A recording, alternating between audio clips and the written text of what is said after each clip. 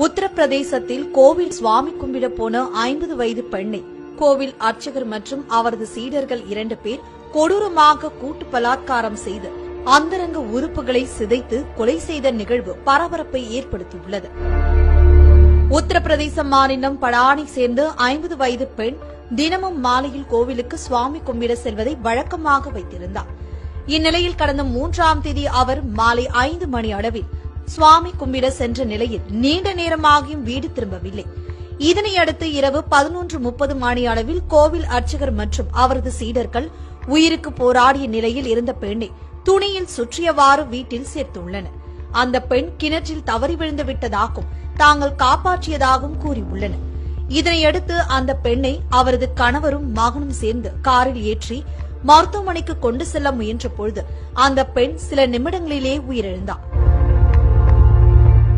அதற்கு முன் அந்த பெண் தனது கணவர் மற்றும் மகனிடம் சில உண்மைகளை சொன்னதாக கூறப்படுகிறது. இதனிடையே இதுகுறித்து வழக்கு பதிவு செய்து விசாரணை நடத்த காவல்துறையினர் தாமதித்துள்ளனர். உறவினர்களின் போராட்டத்தை தொடர்ந்து அந்த பெண்ணின் பிரேத பரிசோதனை அறிக்கையை தொடர்ந்து அந்த பெண் கூட்டு பலாத்காரம் செய்யப்பட்டது தெரியவந்தது.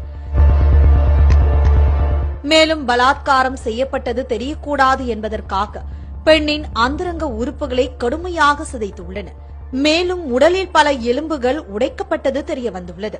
இது தொடர்பாக அலட்சியமாக செயல்பட்ட காவல்துறை அதிகாரிகள் மீது நடவடிக்கை எடுக்கப்பட்டுள்ளதாகவும் இந்த விவகாரத்தில் கோவில் அர்ச்சகர் உள்ளிட்ட 3 பேர் மீது கொலை மற்றும் கூட்டு பாலியல் வன்முறை தொடர்பான வழக்குகள் பதிவு செய்யப்பட்டுள்ளதாகவும் மாவட்ட காவல் கண்காணிப்பாளர் தெரிவித்தார்.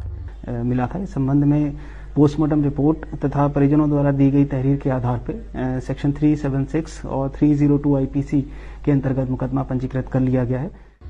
இதற்கு முன்பாக உத்தரப்பிரதேச மாநிலம் ஹத்ராஸில் 19 வயது தலித் இளம்பெண்ணை தாக்கூர் ஜாதியை சேர்ந்த 4 இளைஞர்கள் கொடூரமாக கூட்டு பலாத்காரம் செய்து அந்த பெண்ணின் முதுகு எலும்பை உடைத்து நாக்கை துண்டித்து கொலைவெறி தாக்குதல் நடத்தினர்.